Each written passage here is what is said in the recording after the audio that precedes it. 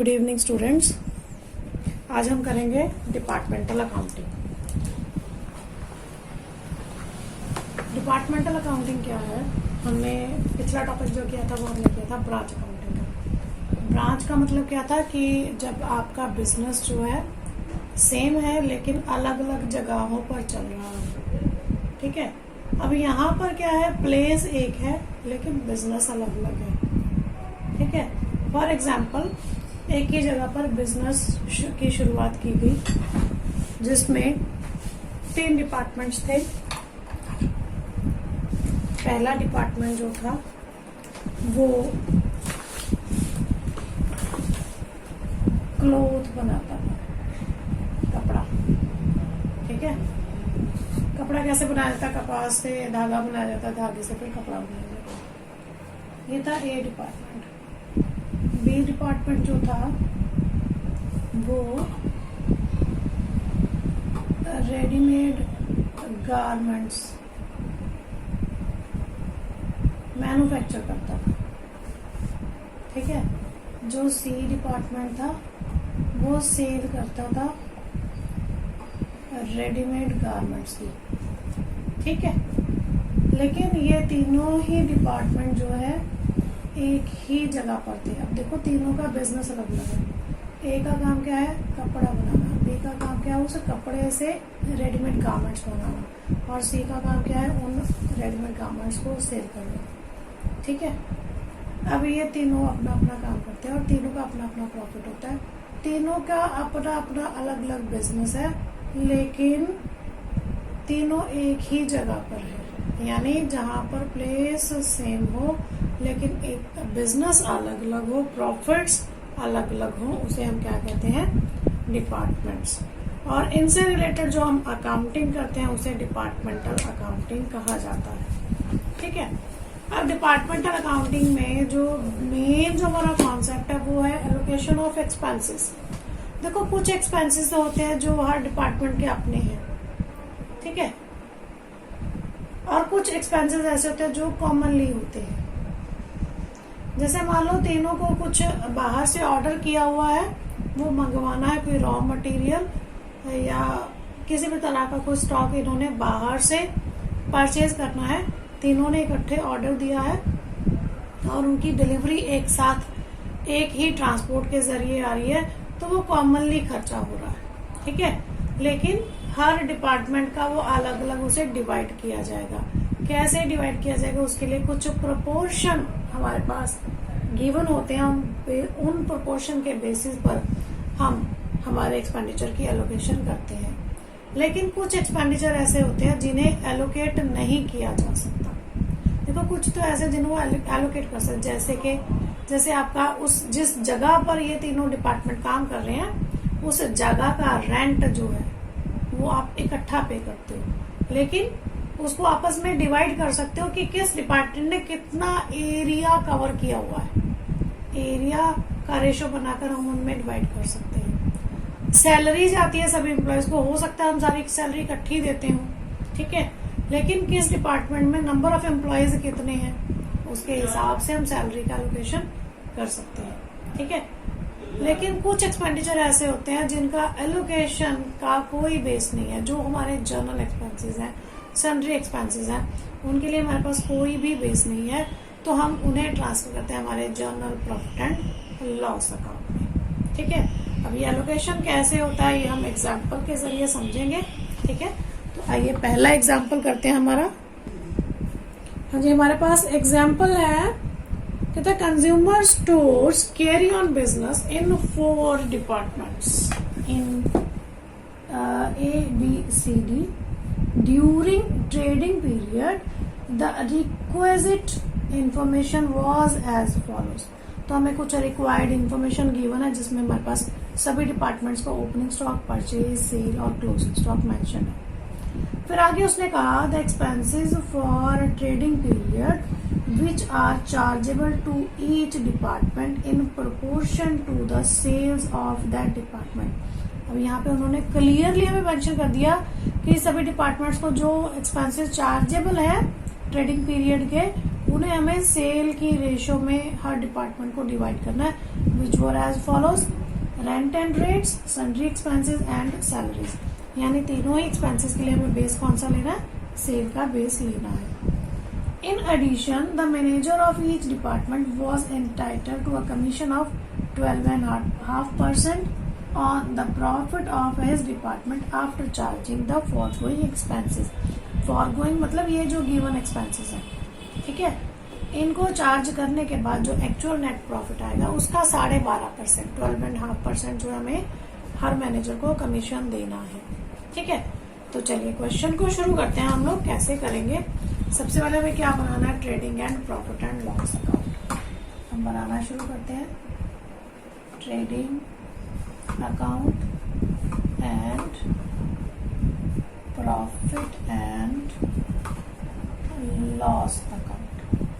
ठीक है जी। अब यहाँ पर हमारे पास डिपार्टमेंट है 4, तो हम हमारे बोर्ड को 4 हिस्सों में बांट लेते हैं। एक्चुअली में ज्यादा हिस्से बनेंगे, एक ए, बी,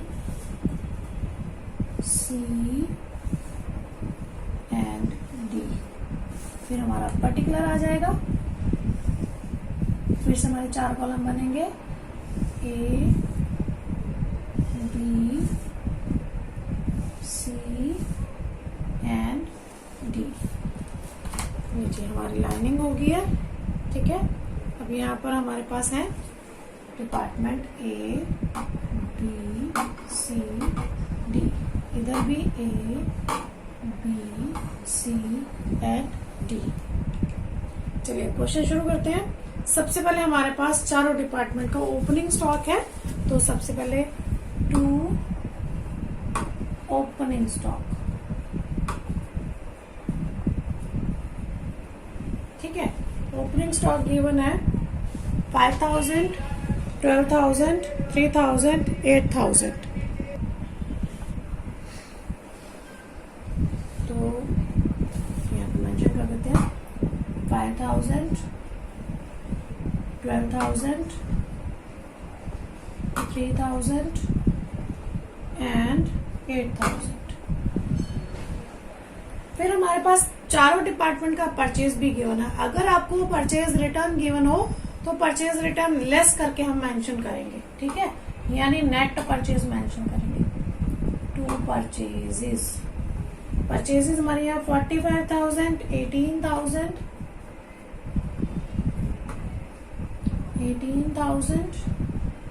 7,000 एंड 18,000। फिर हमारे पास सेल गिवन है चारों डिपार्टमेंट्स की, तो बाय सेल्स गिवन है जी 48,000, 21,000, 9,500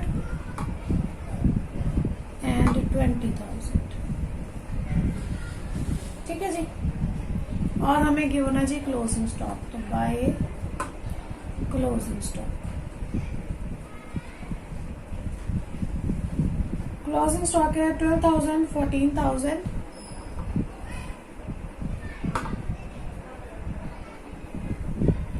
2,000 एंड 4,500।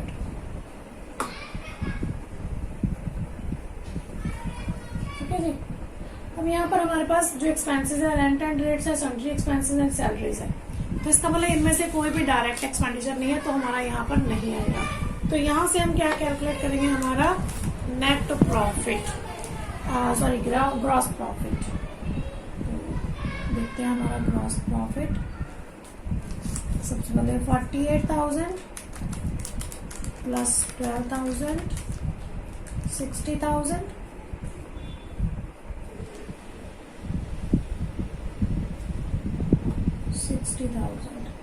60,000 में से माइनस 5,000 माइनस 45,000, तो ग्रॉस प्रॉफिट आया हमारा 10,000। To gross profit 10,000। ठीक है, अब बी डिपार्टमेंट में चलते हैं। 21,000 एंड 14,000 यानी 35,000। ठीक है जी, यहाँ पे 18 प्लस 12 ये 30,000 हो गया यानी 5,000। सीधा ही कैलकुलेट करने की जरूरत ही नहीं हमें। यहाँ पर हमारा हुआ जी 2,9500 यानी 11,500। यहाँ भी हमारा 11,500, यहाँ पे हमारा 10,000 है तो यानी 1,500 आ जाएगा। ठीक है, इधर हमारा है 24,000, लेकिन इधर हमारा ना 26,000 है। इसका मतलब डी डिपार्टमेंट का हमारा क्या आ रहा है, लॉस बाय ग्रॉस लॉस। कितना, 26,000 माइनस 24,500, तो 1,500 का हमारा क्या आया जी, ग्रॉस लॉस। अब हम इन्हें ट्रांसफर करेंगे बाय ग्रॉस प्रॉफिट 10,000, 5,000 एंड 1,500। लेकिन डी डिपार्टमेंट का लॉस है, to gross loss D department को डालेंगे 1,500। अब हमारी बारी आती है एक्सपेंसेस को एलोकेट करने की। सबसे पहले हम उसकी रेशो बनाते हैं। हमें क्या कहा है कि आपने सेल्स रेशो में देना है, तो पहले हम सेल का रेशो बना लेते हैं। देखिए 48,000 हमारी सेल, रेशो 21,000, रेशो 9,500, रेशो 20,000। तो सबके पीछे 2 0 कॉमन है, वो कट कर देते हैं। 480, 210, 95, 200। अब देखिए इनको हम 5 से कट कर सकते हैं, बिल्कुल। 9 5 से 45, 6 9 4 से 20, 5 2 से 10, 5 1 से 5, 5 9 से 45, 5 4 से 20, 40।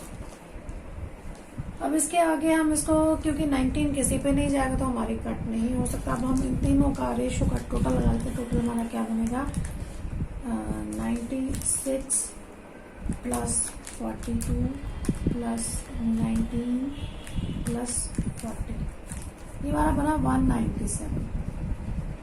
ठीक है, अब हमें क्या एलोकेट करनी है, rent and rates. Rent and rates हमारे हैं 2,500 के।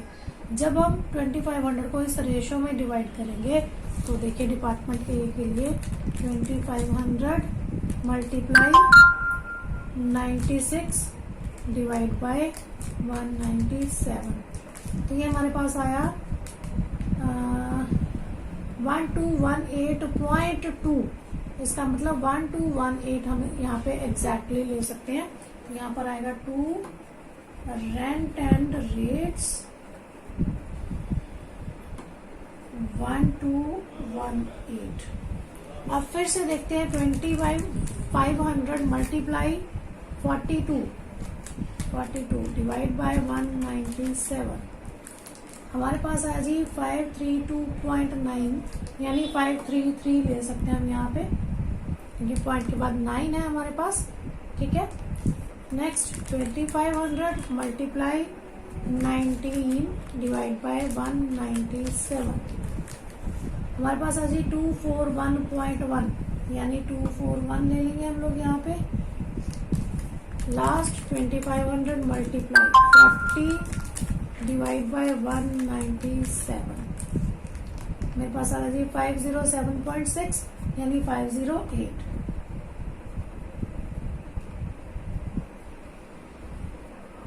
ठीक है जी।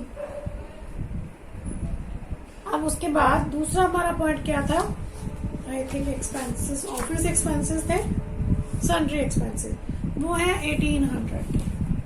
ठीक है, तो उन्हें भी एलोकेट करते हैं हम लोग to sundry expenses. 1,800 multiply 96 divide by 197, हमारा है जी 877.1, तो 877 आ जाएगा। ऐसे ही हम बाकियों का भी कैलकुलेट करेंगे, तो वो मैं यहाँ सब से देखकर बता रही हूँ आपको। 384 174 and last is 365. ठीक है, अब लास्ट में हमारे पास क्या है, सैलरी। ठीक है, सैलरी हमारी टोटल है जी 10,500।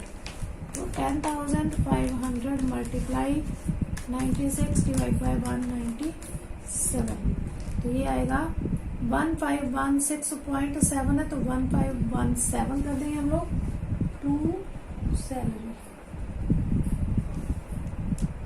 5117। इस तरह से बाकी कैलकुलेट करेंगे तो वो हमारे पास आएगी 2239, देन 1013 एंड लास्ट इज 2131। ठीक है जी। अब हमें बाकी क्वेश्चन में ये कहा गया है कि हमें हर डिपार्टमेंट के मैनेजर को 12.5% ऑन नेट प्रॉफिट कमीशन देना है। देखिए, अब जो मैनेजर हमने रखे हैं वो हमने रखे किस लिए है, ताकि वो हमें प्रॉफिट अर्न करके दें। लेकिन जो डी डिपार्टमेंट है उसमें तो ग्रॉस लॉस आ रहा है। अगर हम चेक करें तो उसका इस साइड तो कुछ है ही नहीं, तो ग्रॉस लॉस के साथ साथ नेट लॉस भी आ रहा है। इसका मतलब डी डिपार्टमेंट को तो हमें कोई भी कमीशन नहीं देना, डी डिपार्टमेंट के मैनेजर को कोई कमीशन नहीं देना है। तो यहाँ पे सीधा बाय नेट लॉस आ जाएगा। ठीक है, अब इसका हम सीधा टोटल लगा देते हैं यहाँ पर। तो ये हमारा आएगा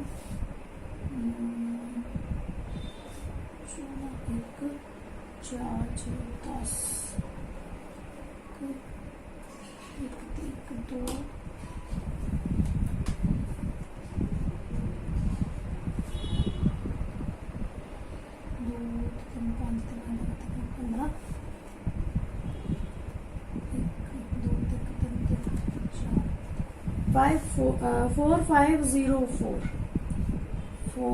4504 इतना इसका क्या आ गया जी, ये आ गया हमारा नेट लॉस डी डिपार्टमेंट का। ठीक है, लेकिन बाकी के डिपार्टमेंट में तो प्रॉफिट हुआ है, तो उन्हें तो मैनेजर को कमीशन देना चाहिए।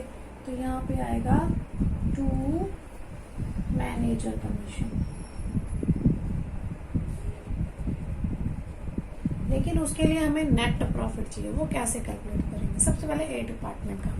ए डिपार्टमेंट में ग्रॉस प्रॉफिट कितना है, 10,000। और इधर कितना है हमें ये देखना है।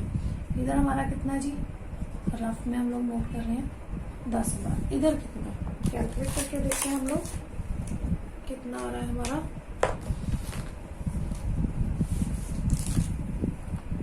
uh, 1218 प्लस 877 प्लस 5117, ये हमारा आ रहा है 7212। जब इसे 10,000 में से माइनस करेंगे तो ये हमारे पास आया 2788। तो ये हमारा एग्जैक्ट प्रॉफिट है। तो इसके ऊपर हमें क्या देना, 12.5%। तो इसका हम करेंगे 12.5 बाय 100। तो 2788 मल्टीप्लाई 12.5%, तो ये हमारा बना 348.5। ठीक है, तो हम इसे एग्जैक्टली 348 ले सकते हैं, 348। ऐसे ही हम बी का निकाल लेंगे। बी का देखिए, बी का हमारा है टोटल 5000। अब 5000 में से इधर देखते हैं हम लोग 533 प्लस 384 प्लस 2239। इसके टोटल एक्सपेंसेस है 3156। इसका मतलब इसका एग्जैक्ट नेट प्रॉफिट कितना आएगा, 5000 माइनस किए तो 1844। ठीक है, अब इसका क्या करेंगे, 12.5%। हमारे पास आएगा 230.5। ठीक है जी, तो यहाँ पे हम ले लेंगे 230। अब डी डिपार्टमेंट लास्ट में आते हैं। इसका हमारे पास क्या है जी, 1500 है। और इधर हमारे पास कितना है, 241 प्लस 174 प्लस 1013 और हमारे पास है 1428। हाँ जी, माइनस करेंगे 1500 में से हमारे पास प्रॉफिट जो है सिर्फ 72 रुपीज का है, तो 72 का 12.5%, यह हमारे पास 9, तो सी डिपार्टमेंट के मैनेजर को सिर्फ 9 रुपए ही जो है वो कमीशन दिया जाएगा। अब हम क्या करेंगे, अब हम इनका नेट प्रॉफिट कैलकुलेट करेंगे टू नेट प्रॉफिट। अब इधर टोटल हमारा आ जाएगा जी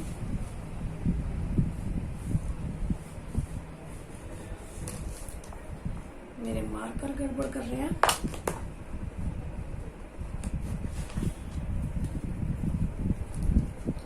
$10,000, $5,000, $1,500, सेम चीज इधर आ जाएगी 10,000, 500, 1,500। अब इनमें से जब हम ये सारी फिगर्स माइनस करेंगे तो हमारे पास नेट प्रॉफिट आएगा 2440, डिपार्टमेंट बी का आएगा 1614 एंड डिपार्टमेंट सी का जो नेट प्रॉफिट आएगा वो आएगा 63, और डी डिपार्टमेंट का हमारे पास क्या आएगा जी, नेट लॉस। तो इस तरीके से हम एक्सपेंसेस की एलोकेशन करते हैं। ठीक है, ये था हमारा फर्स्ट एग्जांपल। अब हम चलते हैं नेक्स्ट पे। हाँ जी, अब हम इसके साथ का एक प्रैक्टिकल देखते हैं। प्रैक्टिकल है, कहता Shri Hariom having 2 departments X and Y. ठीक है, हमारे पास 2 डिपार्टमेंट है एक्स एंड वाई। चलिए पहले हम डिपार्टमेंट बना लेते हैं। ठीक है, क्योंकि हमें क्या बनाना, उसमें ट्रेडिंग प्रॉफिट एंड लॉस बनाना, ज्यादा से ज्यादा हमें क्या बनाना होगा, बैलेंस शीट। तो हमारा trading account and profit and loss account. ठीक है, अब हमारे पास क्या है, 2 डिपार्टमेंट है एक्स वाई।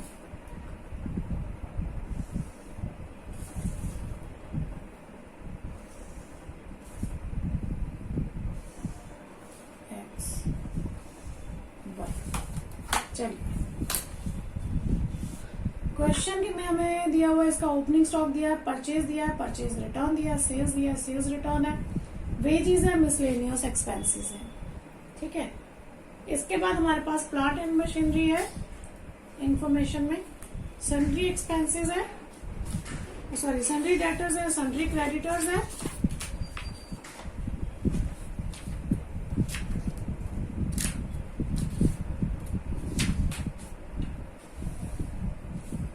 देन हमारे पास लीज होल्ड है, बिल्डिंग्स है, फर्नीचर है, ऑफिस एंड सेलिंग एक्सपेंसेस है, कैश इन हैंड है, बैंक बैलेंस है, कैपिटल है, plant and machinery to be depreciated by 10%, building by 2%, furniture bye 5% and leasehold by 8,000। The closing stock was department X 26,000 and department Y 24,000। कहता all unallocated expenses to be apportioned in the ratio of net sale of each department. Prepare in corner form the trading and profit and loss account of department X and Y and the combined balance sheet as on 31st March 2018. ठीक है जी, सबसे पहले हमें trading and profit and loss account बनाना है, बाकी की सारी बातें बाद में करेंगे। तो सबसे पहले हमारे पास क्या है, ओपनिंग स्टॉक है, तो 2 यहाँ पे लिख लेते हैं हम लोग, department X, department Y, X and Y, 2 opening stock. Opening stock हमारे पास है 25,000 एंड 20,000।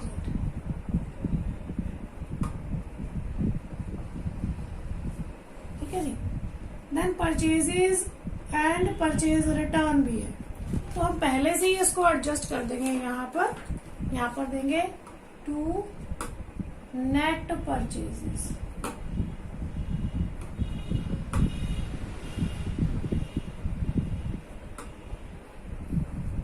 ठीक है, अब हमारे पास है जी 2,30,000 डिपार्टमेंट एक्स का है, माइनस रिटर्न है 2000 का, यानी कि 2,28,000 का हमारा नेट परचेज है, 2,28,000 का।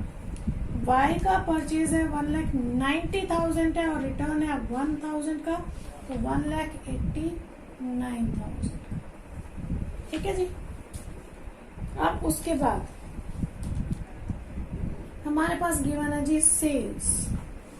ठीक है, अब सेल्स में भी हमारे पास क्या गिवन है, रिटर्न्स, तो वो भी हम पहले से ही लेस करके बताएंगे। सेल्स हमारे पास गिवन है 6,33,000 बाय सेल्स। एक्स डिपार्टमेंट की है 6,33,000, माइनस कर देंगे सेल्स रिटर्न 3,000, यानी कि 6,30,000। तो यहां पर भी हम लिखेंगे नेट सेल्स। ये क्या हो गया,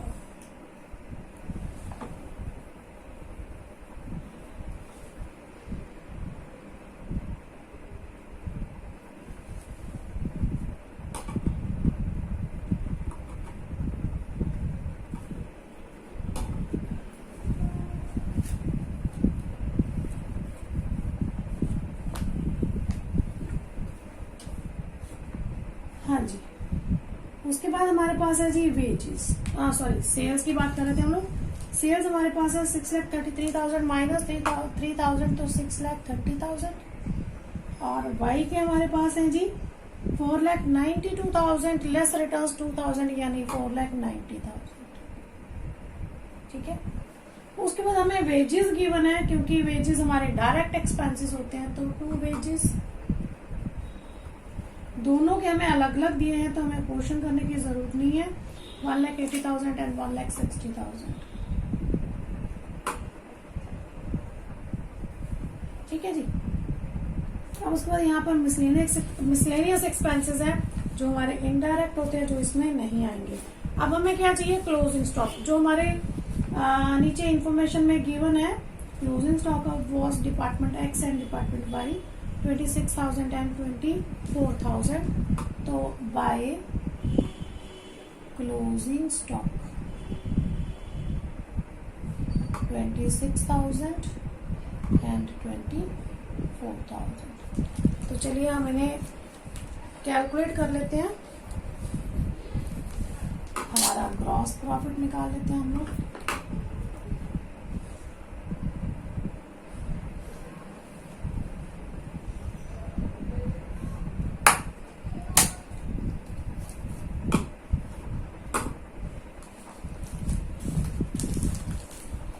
$6,30,000 प्लस 26,000 6,56,000। इधर आएगा हमारा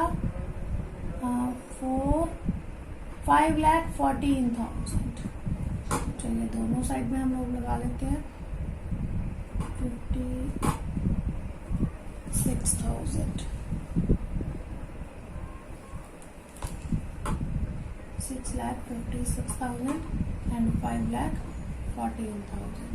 अब जब इसमें से माइनस करेंगे 6,56,000 माइनस 25,000 माइनस 2,28,000 माइनस 1,80,000, हमारे पास एक्स डिपार्टमेंट का ग्रॉस प्रॉफिट आया हमारा 2,23,000। ठीक है, तो 2 ग्रॉस प्रॉफिट 2,23,000।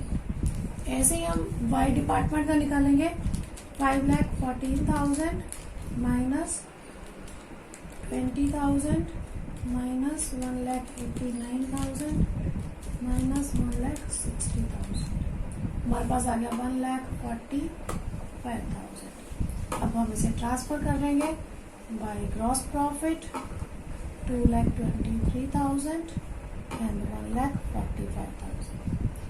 अब यहाँ पर हमारे पास मिसलेनियस एक्सपेंसेस हैं, वो पोर्शन है, तो 2 मिसलेनियस एक्सपेंसेस हमारे पास गिवन है 3,50,000 एंड 32,000।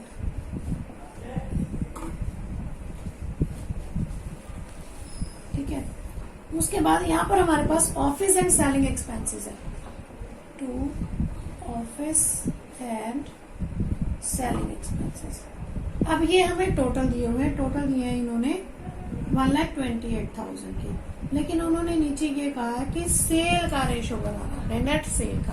अब हमारे पास नेट सेल कितनी है, 6,30,000 रेशो 4,90,000, तो 0 कट जाएगी।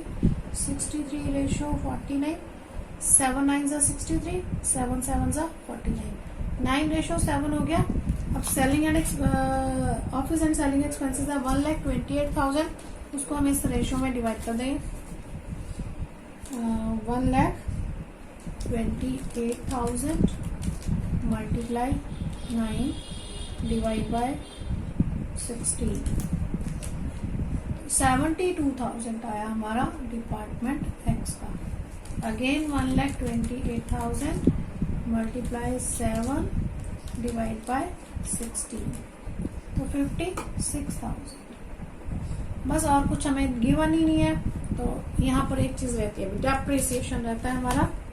डेप्रिसिएशन उन्होंने हमें दिया है प्लांट एंड बिल्डिंग का, प्लांट एंड मशीनरी का, बिल्डिंग का, फर्नीचर का और लीज होल्ड का। अब ये भी हमें सेपरेटली नहीं दिया हुआ, ये भी हमें कॉमनली दिया हुआ है, ठीक है। तो इसे भी हमें किस रेशो में डिवाइड करना होगा, बिल्कुल सेम हमारी सेल्स रेशो में, ठीक है। तो सबसे पहले हम डेप्रिसिएशन कैलकुलेट करेंगे। तो देखिए सबसे पहले क्या हमारा बिल्डिंग का, बिल्डिंग के ऊपर हमारा कितना है, प्लांट एंड मशीनरी के ऊपर है हमारा 10%। तो प्लांट एंड मशीनरी हमारी कितनी है जी, 2,40,000 की। तो 2,40,000 का 10% 24,000 हो गया, ठीक है। 24,000 किसके ऊपर, प्लांट एंड मशीनरी के ऊपर। यहाँ पे लिख लेते हैं टू डेप्रिसिएशन, एक ही बार लिख लेते हैं प्लांट एंड मशीनरी, ठीक है। अब देखिए 24,000 टोटल है, 9:7 में डिवाइड करना है, तो मल्टीप्लाई 9 डिवाइड बाय 16, क्योंकि उसने कहा है कि जो किसी रेशो में नहीं है उसे आप सेल्स रेशो में डाल दीजिए। 13,500, यहाँ पर हमें इसको बढ़ाना पड़ेगा।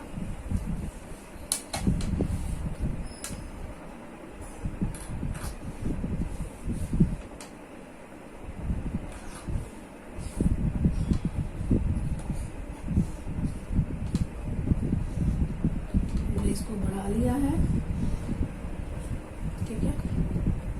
अब रहा हमारा वाई डिपार्टमेंट का, तो 24,000 मल्टीप्लाई 7 डिवाइड बाय 16, तो यह है 10,500। अगला उसने कहा है डेप्रिसिएशन हमारा है बिल्डिंग के ऊपर, ठीक है, 2%। तो यहाँ पे हम लिख देंगे बिल्डिंग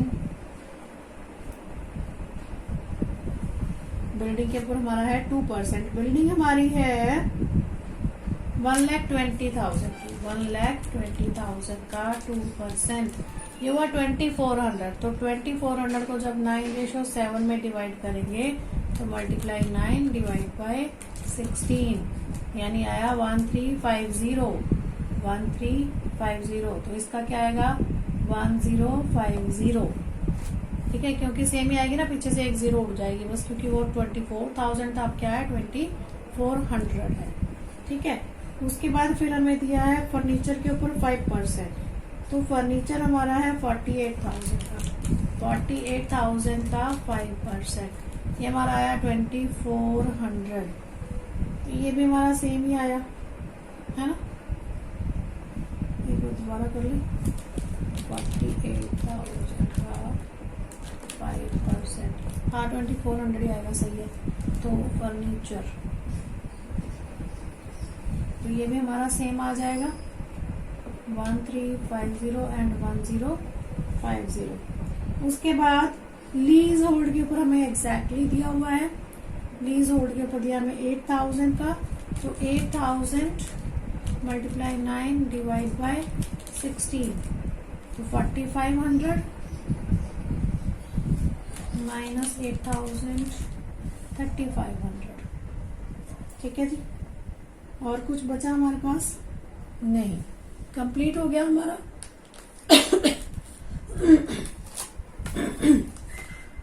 तो चलिए अब हम इसका नेट प्रॉफिट कैलकुलेट कर लेते हैं।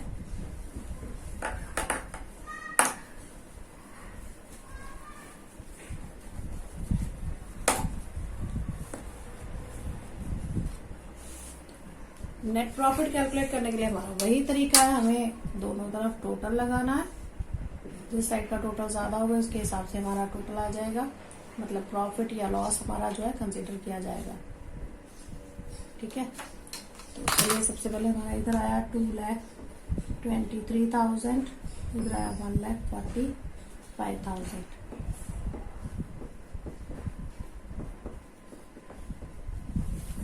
तो 2,23,000 में सबसे पहले माइनस करते हैं।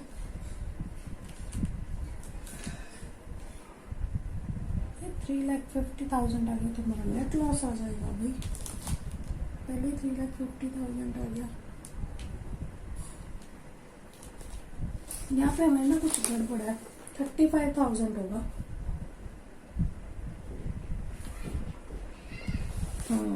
यहाँ पे ना बुक में एक मिस्टेक है, आप उसे करेक्ट कर लीजिएगा। यहाँ पर आपकी जो ये फिगर है ये मिस प्रिंट है, इसमें एक 0 ज्यादा लगी हुई है, 35,000 है यहाँ पर। ठीक है जी, तो 2,23,000 minus 35,000 minus 72,000 minus 13,500 minus 1,350 minus 1,350 minus 4,500, हमारे पास आया जी 95,000 टू नेट प्रॉफिट 95,300। ठीक है जी, बिल्कुल करेक्ट है हमारा। अब देखते हैं हम दूसरा 1,45,000 माइनस 32,000 माइनस 56,000 माइनस 10,500 1050 एंड 3,500। तो मेरे पास है 40,900। ठीक है जी, बस अब आगे क्या रह गया, आगे बैलेंस शीट है। बैलेंस शीट आपको पता है कैसे बनानी है। ठीक है, आप ट्राई कीजिए, अगर बैलेंस शीट नहीं बनानी आएगी तो बताइएगा, फिर मैं आपको बैलेंस शीट भी बना के दिखा दूंगी। तो आई होप आपको समझ में आ गया होगा किस तरह से हमने डिपार्टमेंट के जो क्वेश्चंस है उन्हें सॉल्व करना है। ठीक है, आगे फिर हम और भी क्वेश्चंस करेंगे, साइड बाय साइड चलते जाएंगे हमारे प्रैक्टिकल्स और विद एग्जांपल्स। ठीक है, तो अगर आपको मेरे वीडियो पसंद आते हैं तो लाइक जरूर कीजिए, लाइक शेयर सब्सक्राइब, और आप अपने फ्रेंड्स को भी आगे ये सेंड कर सकते हो। और जिस तरह के हालात हमारे बने हुए हैं, सब लोग अपने अपने घरों में रहिए, सेफली रहिए, अपनी और अपने घर वालों की टेक केयर कीजिए। Good night.